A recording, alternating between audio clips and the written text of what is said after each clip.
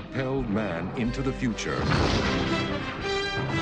One of these was so technically accurate that actual test pilots used it for training reference material. One depicted bomber crews with such authenticity that veterans reported experiencing genuine flashbacks during screenings. And one made flying look so dangerous and so unglamorous that it killed Howard Hughes's attempt to romanticize early aviation. Number 11, The Right Stuff, 1983. Philip Kaufman adapted Tom Wolfe's book for the Ladd Company and Warner Brothers with a budget of approximately $27 million and delivered what remains the most comprehensive and most thematically sophisticated examination of American aviation history, test pilots, and the transition from individual heroism to bureaucratic space program. The film follows Chuck Yeager's breaking of the sound barrier, the Mercury 7 astronauts' selection and training, and the cultural transformation that turned cowboys and experimental aircrafts into celebrities in government programs. Sam Shepard plays Yeager with laconic authenticity that captures the test pilot ethos of pushing limits without seeking recognition, while Ed Harris, Dennis Quaid, Scott Glenn, and Fred Ward create the Mercury astronauts as genuinely complicated men struggling with fame they never sought. What makes The Right Stuff extraordinary is Kaufman's refusal to simplify the transition from individual aviation heroism to institutional space exploration, showing both the genuine achievement of the Mercury program and the specific loss that occurred when flying became a bureaucratic process rather than a personal challenge. The film depicts Yeager continuing to test experimental aircraft at Edwards Air Force Base while the astronauts train for Mercury missions. And the parallel structure emphasizes how different forms of courage serve different purposes, neither superior but fundamentally incompatible. The flying sequences are among the finest ever filmed, using practical effects and actual aircraft whenever possible to create images of genuine danger and genuine beauty. Caleb Deschanel's cinematography renders the Mojave Desert and the experimental aircraft with painterly attention that makes test flying look simultaneously glorious and terrifying. The sound barrier sequence showing Yeager's X-1 accelerating through Mach 1 while ground observers hear the sonic boom uses Bill Conti's score and Walter Murch's sound design to create one of cinema's great technical achievements.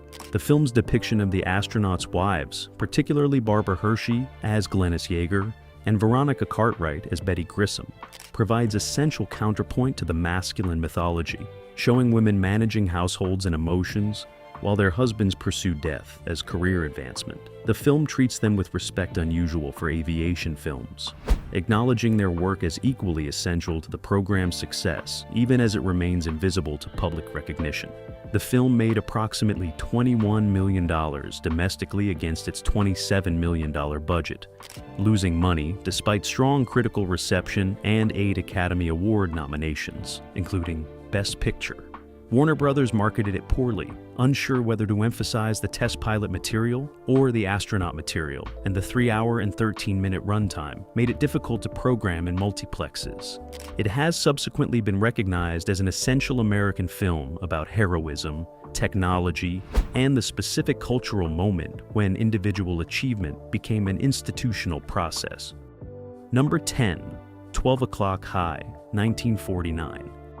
Henry King made this one for 20th Century Fox with a budget of approximately $2,300,000 and delivered what remains the most psychologically precise examination of leadership under combat stress ever produced by Hollywood. Gregory Peck plays Brigadier General Frank Savage, who takes command of a bomber group in England during World War II after its previous commander has been relieved for over-identification with his men. The film follows Savage's transformation of the undisciplined and demoralized unit through harsh methods that make him hated, and his eventual psychological breakdown when the pressure of sending men to die every day becomes unbearable. What makes 12 O'Clock High essential is its refusal to romanticize combat leadership, or to suggest that toughness alone is sufficient preparation for sending young men to probable death. The film depicts command as genuinely traumatic work that requires suppressing empathy in ways that eventually destroy the person doing the suppressing. Savage succeeds in making the unit effective and disciplined, but the cost is his own mental health, and the film treats that cost as inevitable rather than as personal failure. The final sequence, showing Savage catatonic on the runway while his aircraft take off for another mission, is one of the most honest depictions of combat stress in American cinema. The flying sequences use actual B-17 footage from the war combined with studio work, creating aerial combat scenes that emphasize chaos and vulnerability rather than heroism. The film shows bombers being hit by flak and fighters, shows crew members dying, and shows the psychological weight of knowing that each mission has roughly 20% casualty rate, and that survival is statistical rather than skill-based. That mathematical approach to depicting danger makes it more rather than less frightening, because it strips away any illusion that courage or competence can guarantee survival. Dean Jagger won the Academy Award for Best Supporting Actor playing Major Stovall, the ground officer who narrates the film through a framing device and who provides stable administrative competence that allows Savage to focus on the impossible work of command.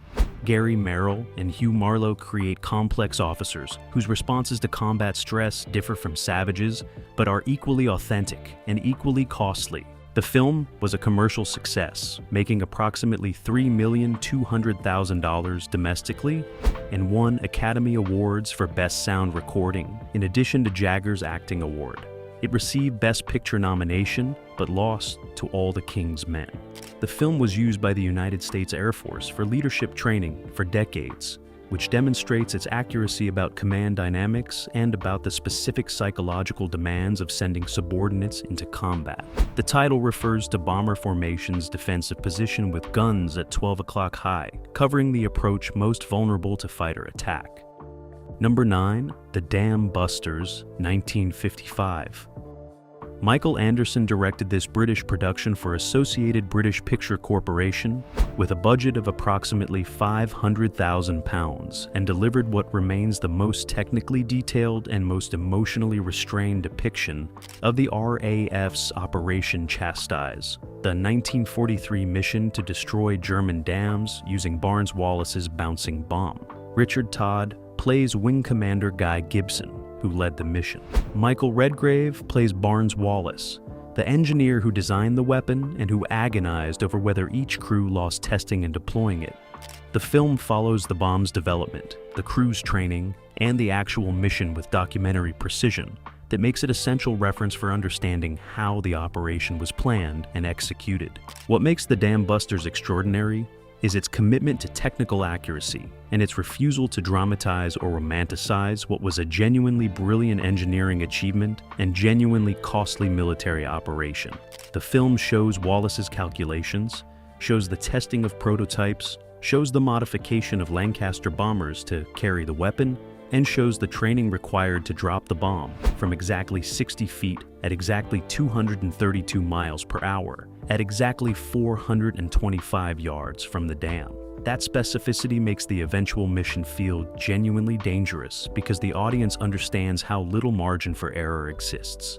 The mission sequences are remarkable technical achievements for 1955, using miniatures and practical effects to depict the low-level night flying over German territory and the attacks on the dams. The film shows the bombers being hit by flak, shows crews dying, and shows dams breaking with massive floods that killed approximately 1,600 people, including 600 Soviet and French prisoners of war working in factories downstream. The film acknowledges those deaths without dwelling on them, presenting them as a tragic cost of military necessity rather than as either achievement or atrocity. Eric Coates' score, particularly the Dam Busters March, became one of the most recognizable pieces of British military music and has been used in countless documentaries and ceremonies commemorating RAF operations. The music works with Irwin Hillier's black and white cinematography and to create an atmosphere that is simultaneously triumphant and elegiac, celebrating the mission's success while acknowledging its human cost. The film was an enormous commercial success in Britain, becoming the highest-grossing film of 1955 and remaining in continuous distribution for decades. American reception was more modest but respectful, with critics praising its technical accuracy and its emotional restraint. The film has been criticized in recent years for not addressing the deaths of prisoners and forced laborers in the floods, But within the context of 1955 British cinema's treatment of the war, it is remarkably honest about costs and about the moral complexities of operations that achieve military objectives through methods that kill civilians. Number 8. Only Angels Have Wings, 1939. Situated on a small ¿Qué plane. se imaginan ustedes? Oh, sure. Yo digo como check. Howard Hawks made this one for Columbia Pictures with a budget of approximately $1,100,000 and delivered what remains the definitive film about professional aviators, about the specific codes that develop among people who risk death daily, and about how those codes exclude sentiment and vulnerability because acknowledging fear would make the work impossible. Cary Grant plays Jeff Carter, who runs a mail freight operation in a fictional South American port, where pilots fly mail over the Andes in primitive aircraft, and where roughly one pilot dies every week. Jean Arthur plays Bonnie Lee, a woman stranded at the port who becomes involved with Jeff, and who must learn the rules that govern how these men acknowledge death without letting it stop them from flying the next day. What makes Only Angels Have Wings Hawks' aviation masterpiece is its complete understanding of professional culture, of how people who work in genuinely dangerous professions develop behavioral codes that appear callous to outsiders, but that serve essential psychological functions. When a pilot dies, the other pilots immediately go through his belongings and divide them up, not because they are heartless, but because acknowledging that the same thing will happen to them when they die makes death manageable as an occupational hazard rather than as existential crisis. Bonnie is horrified by this until she understands that sentiment would paralyze these men and that the work must continue regardless of who dies doing it.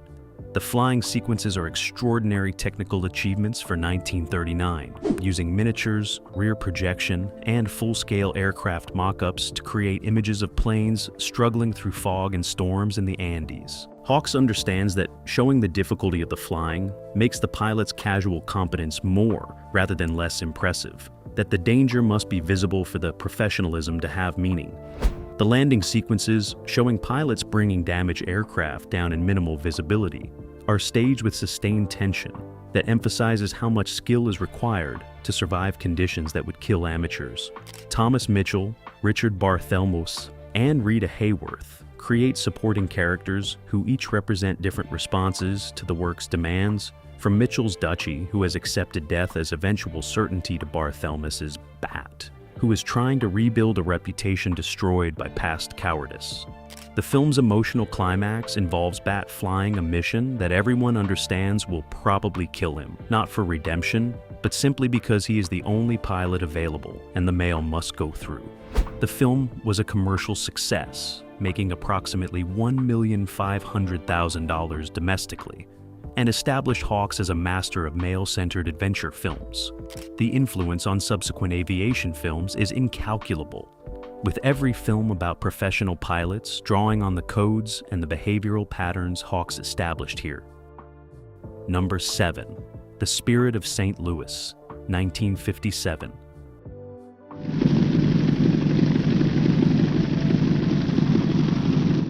Billy Wilder directed this one for Warner Brothers based on Charles Lindbergh's autobiography with a budget of approximately $6 million, and delivered what remains the most technically accurate and most dramatically problematic biographical film about aviation history.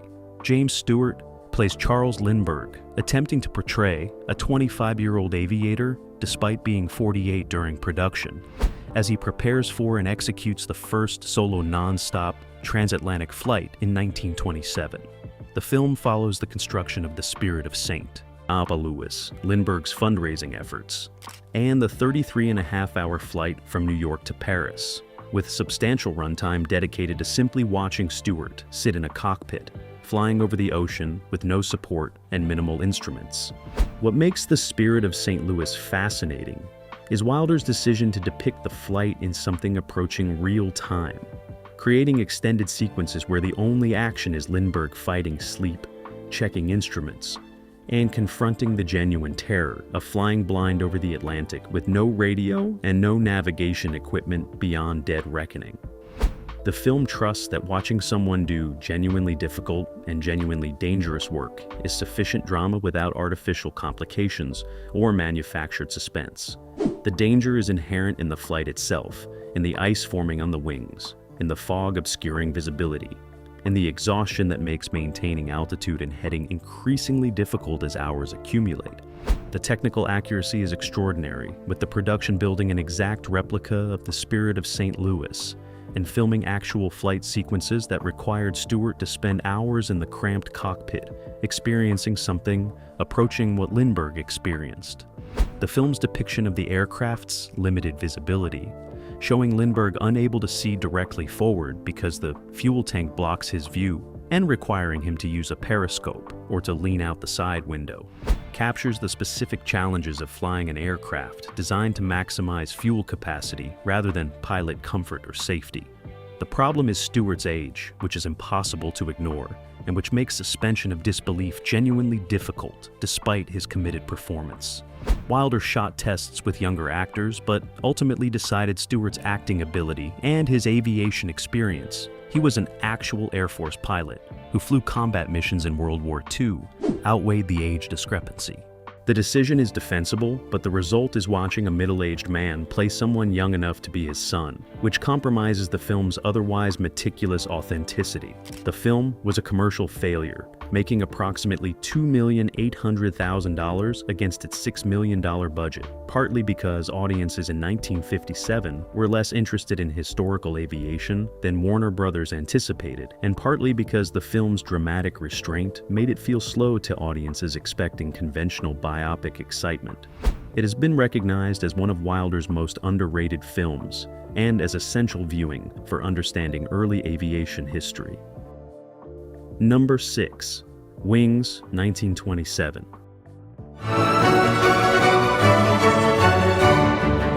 William A.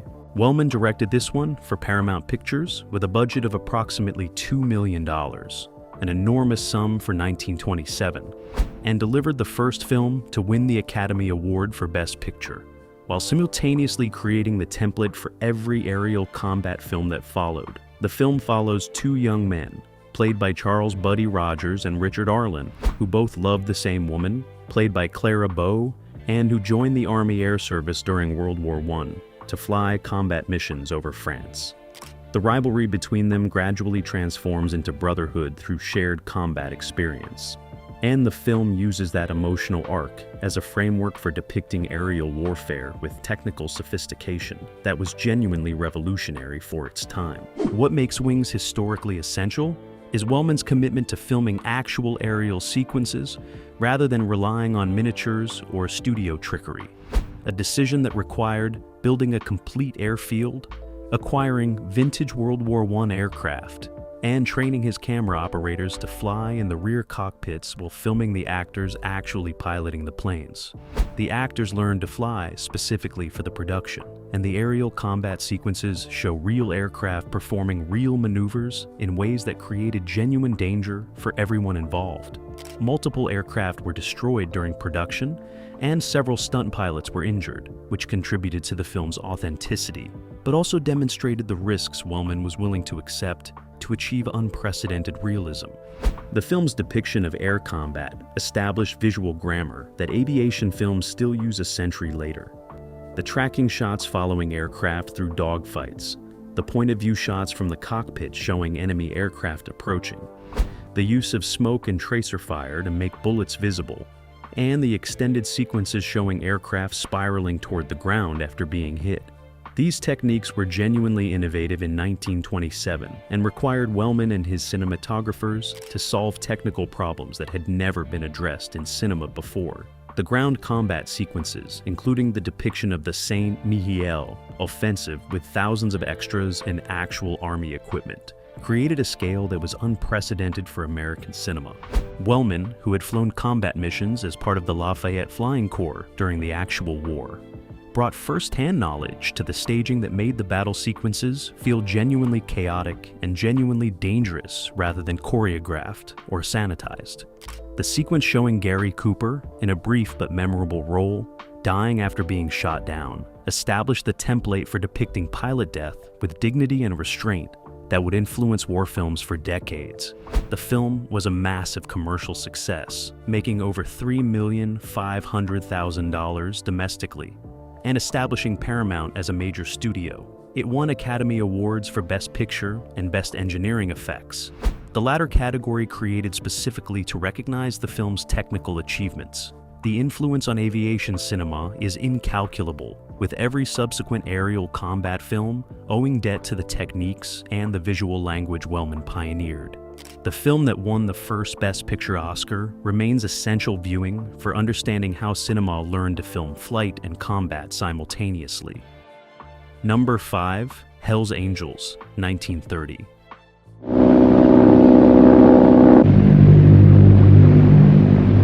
Howard Hughes produced and directed this one for the Keyes Company with a budget that eventually reached approximately $3,800,000, an astronomical sum that made it one of the most expensive films ever made at that time, and delivered what remains the most obsessively crafted and most visually spectacular aerial combat film of the early sound era. The film follows two British brothers, played by Ben Lyon and James Hall, who joined the Royal Flying Corps during World War I, and who both become involved with a woman, played by Jean Harlow in the role that made her a star, whose divided loyalties complicate their service.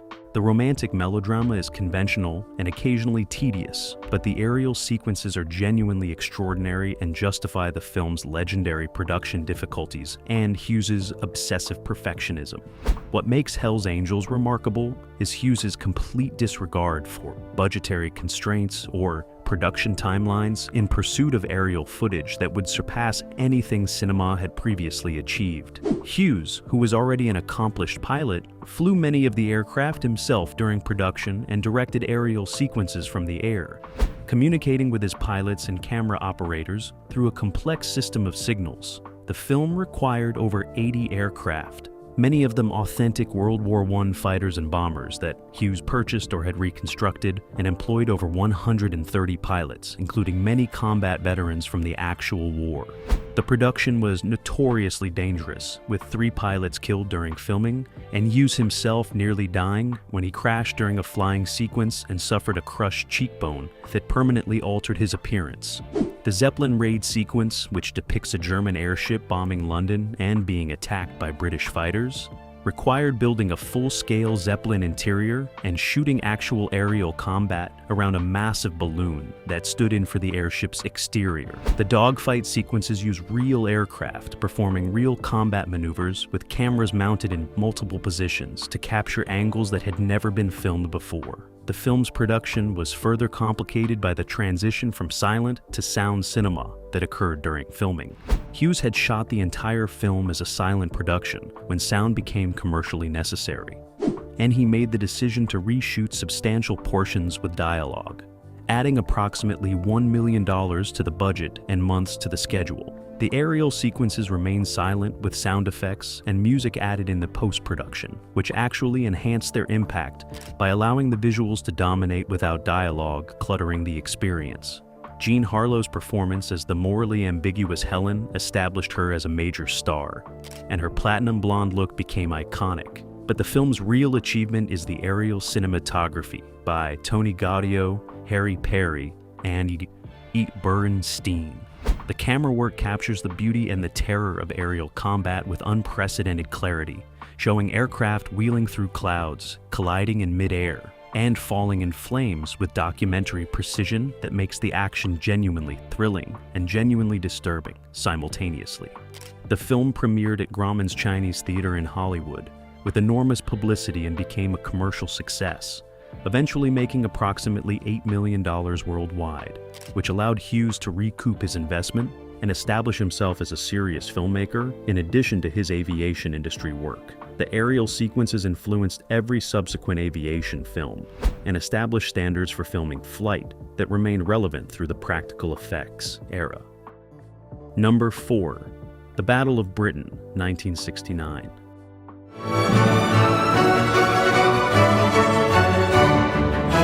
Guy Hamilton directed this British production for Spitfire Productions and United Artists with a budget of approximately $12 million and delivered what remains the most comprehensive and most tactically accurate depiction of the 1940 summer and autumn air campaign, when the Royal Air Force defeated the Luftwaffe's attempt to achieve air superiority over Britain as prerequisite for invasion. The film uses an ensemble cast including Michael Caine, Christopher Plummer, Robert Shaw, and Laurence Olivier to depict RAF Fighter Command's defense, the Luftwaffe's offensive, and the political and strategic decisions that shaped the campaign. The film's commitment to accuracy extends to using authentic aircraft whenever possible, and to depicting the battle's progression through actual tactical phases rather than compressing it into simplified narrative.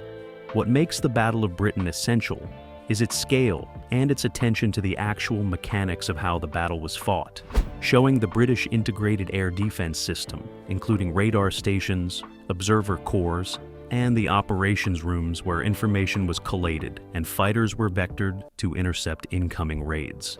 The film depicts this system with documentary precision, showing how technology and organization allowed the outnumbered RAF to concentrate forces at critical points rather than attempting to patrol the entire coastline. That systemic approach to depicting air warfare was unusual for 1969 cinema and remains unusual today, with most films preferring to focus on individual heroism rather than on institutional competence. The aerial sequences are extraordinary achievements in practical effects, using real Spitfires, Hurricanes, Messerschmitts, and Heinkels whenever they could be obtained, and using meticulously accurate replicas when originals were unavailable. The production acquired nearly every flyable Spitfire and Hurricane still in existence and supplemented them with Spanish-built Messerschmitt 109s that were close enough to the German originals to be convincing on screen. The resulting dogfight sequences show real aircraft performing real combat maneuvers, creating images that have weight and authenticity that computer-generated effects cannot replicate. The film's depiction of combat losses on both sides is remarkably even-handed for British production, showing Luftwaffe crews as professionals executing difficult missions rather than as villains deserving destruction. The sequences showing German bomber crews struggling through British defenses and British fighter pilots attacking them emphasize shared humanity and shared mortality rather than creating simple heroes and villains. That moral complexity was unusual for World War II films in 1969 and gives the film lasting value beyond its technical achievements. Ron Goodwin's score balances triumphant British patriotism with genuine sadness for the losses on both sides, creating musical architecture that supports the film's even-handed approach without undercutting the legitimate celebration of RAF victory. The film was a commercial success in Britain and received respectful reception internationally, though the American box office was modest. It remains the definitive film about the Battle of Britain, and essential viewing for understanding how the campaign was actually fought. Number 3, Tora, 1970. I know, and Pearl is only 40 feet deep.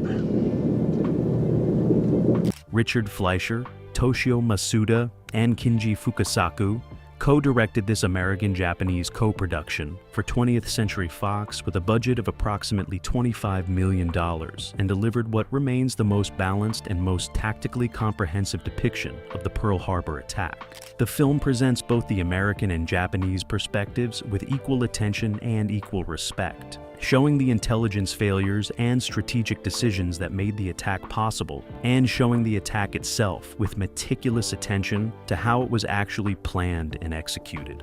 The film has no main characters in the conventional sense, instead using an ensemble approach that treats the attack as institutional failure and institutional achievement rather than as a story about individuals. What makes Tora, extraordinary is its commitment to depicting both sides without moralizing or simplifying, showing American commanders missing obvious warning signs, while showing Japanese planners executing brilliant tactical operations that achieved complete surprise despite multiple opportunities for American forces to detect the approaching strike force. The film does not excuse American failures or condemn Japanese aggression, but simply documents what happened and trusts audiences to form their own judgments about responsibility and consequences. That moral neutrality was unusual for American films about World War II and remains unusual today. The attack sequences are among the finest practical effects achievements in cinema history, using full-scale replica aircraft, meticulously accurate ship models, and actual explosions to create images of battleships being torpedoed and bombed with devastating realism.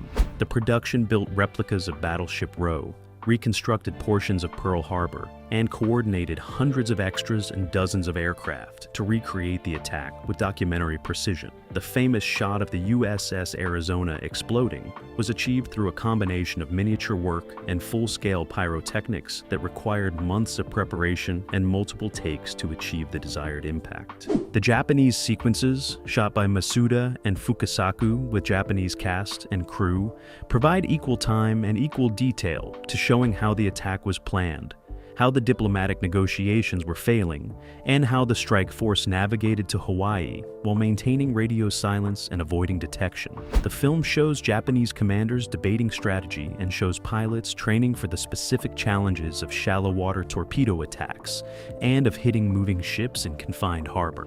That attention to Japanese perspective and Japanese tactical excellence was genuinely groundbreaking for American war film and created controversy among audiences who expected unambiguous American heroism and Japanese villainy.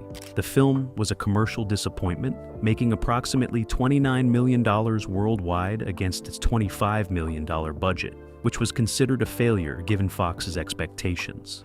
The critical reception was strong, but the film's length, its documentary approach, and its refusal to provide conventional heroes or villains made it difficult to market to audiences expecting Pearl Harbor to be depicted as an unprovoked sneak attack, deserving simple moral condemnation. It has subsequently been recognized as an essential film about the attack and as a model for depicting historical events with complexity and balance. Number 2, The Great Waldo Pepper, 1975.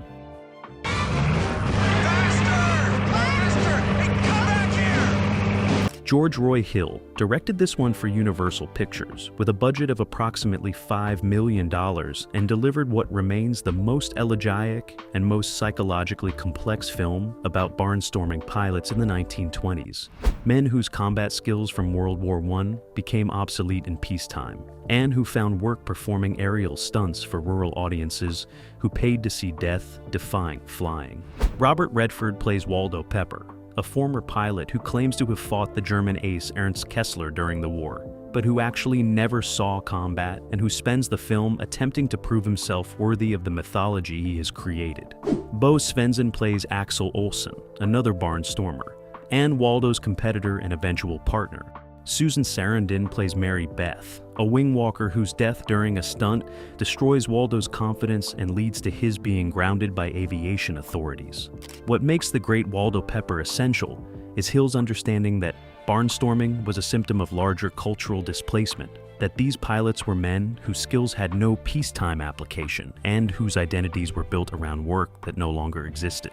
The film depicts flying not as adventure or escape, but as addiction, with Waldo and the other barnstormers unable to imagine lives that do not involve flight and willing to risk death repeatedly because the alternative of ordinary employment feels like death of a different kind. The film's depiction of the barnstorming circuit, traveling from small town to small town, performing increasingly dangerous stunts for diminishing returns, captures the specific desperation of people whose marketable skill is risking their lives. The flying sequences are extraordinary technical achievements, using real vintage aircraft and real stunts performed by actual pilots including Frank Tallman, whose work as aerial coordinator and stunt pilot created images of genuine danger and genuine beauty. The wing-walking sequences, showing performers moving across aircraft wings and transferring between planes in flight, were filmed practically with minimal safety equipment to capture the authentic terror and authentic skill that actual wing walkers demonstrated. Mary Beth's death, which occurs when she falls from a wing during a stunt, is staged with horrifying realism that makes it genuinely traumatic rather than merely dramatic. The film's climax involves Waldo traveling to Germany to fly against Ernst Kessler, now working as stunt pilot for German films, in a staged dogfight for cameras. The sequence uses the filming of a fictional dogfight as a framework for depicting actual aerial combat techniques from World War I, with both pilots abandoning the script and engaging in genuine competition that demonstrates their skills while also revealing how little that skill matters in a world that has moved beyond individual aerial combat. The sequence is simultaneously thrilling as action and sad as demonstration of obsolescence. Henry Mancini's score uses period-appropriate jazz and romantic orchestration to create a soundscape that emphasizes nostalgia without sentimentalizing the barnstormers' actual circumstances. The film was a commercial disappointment, making approximately $20 million against expectations of substantially more given Redford's stardom and Hill's success with Butch Cassidy and the Sundance Kid and The Sting. Critical reception was respectful, but the film's melancholy tone and its refusal to romanticize flying made it less appealing than audiences expected. It has subsequently been recognized as one of the finest films about aviation and about the specific American type of the obsolete specialist whose skills no longer have market value. Number 1. Top Gun, 1986.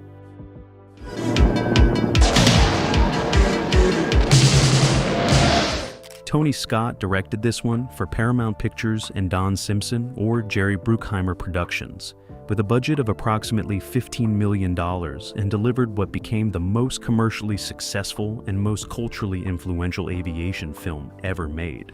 A movie that changed how a generation understood military aviation, that served as recruiting tool so effective the Navy set up recruitment tables in theater lobbies, and that established visual and editing techniques that defined action filmmaking for the following decade. Tom Cruise plays Pete Maverick Mitchell, a talented but undisciplined naval aviator selected for the Navy's fighter weapons school, known as Top Gun, where the best pilots compete to be the best of the best. The film follows his training, his rivalry with fellow pilot Tom "Iceman" Kazansky, played by Val Kilmer, his romance with civilian instructor Charlie, played by Kelly McGillis, and his eventual maturation from arrogant hotshot into responsible professional. What makes Top Gun the definitive modern aviation film is Scott's revolutionary approach to filming aerial sequences, using cameras mounted in the cockpits of actual F-14 Tomcats to create point-of-view shots that made audiences feel like they were experiencing flight and combat rather than simply watching it. The production required unprecedented cooperation from the United States Navy, which provided aircraft carriers, and pilots for filming, in exchange for the recruiting benefits the film would provide. The aerial sequences were filmed over 11 weeks using 6 F-14s and various camera aircraft, with the naval aviator flying actual combat maneuvers, while cinematographers in rear seats captured footage that required minimal special effects or optical work, because the flying itself was real. Jeffrey Kimball's cinematography and Chris Labanzon's editing created a visual style that was genuinely innovative, using rapid cutting, aggressive camera angles, and saturated colors to create images that felt hyper-real and hyper-stylized simultaneously. The dogfight sequences cut between cockpit footage, external shots of aircraft maneuvering, and close-ups of pilots under G-force stress with rhythm that matched Harold Faltermeyer and Giorgio Moroder's electronic score, creating sensory overload that made the flying feel visceral and immediate in ways that previous aviation films had not achieved. The film's treatment of aviation as a combination of technical skill, physical courage, and aggressive masculinity created a template for military recruiting that services used for decades. The film depicts flying as a supremely cool activity performed by supremely confident men, whose swagger is earned through genuine competence. And that depiction made military aviation aspirational for young men who wanted to embody that combination of skill and confidence. Navy recruiting increased by 500% in the year following the film's release, which demonstrates its effectiveness as propaganda, regardless of whether that was the filmmaker's intention. The film made over $356 million worldwide against its $15 million budget, becoming the highest-grossing film of 1986 and establishing Cruise as a major star. It won the Academy Award for Best Original Song for Take My Breath Away and received nominations for film editing, sound, and sound effects editing. The cultural impact was enormous, with the film's quotations, its volleyball scene, its leather jackets and aviator sunglasses, and its depiction of military aviation becoming permanently embedded in popular culture. The sequel, Top Gun: Maverick, released 36 years later in 2022, became even more successful commercially, while maintaining reverence for the original's influence on how cinema depicts flight and pilots. These 11 films represent aviation cinema at its finest, from silent-era innovation through practical effects mastery to modern blockbuster spectacle. They risked pilots' lives for authenticity, pioneered filming techniques still used today, depicted combat with tactical precision, and understood that flying is simultaneously freedom and danger. Together, they define how cinema captures flight's beauty and terror,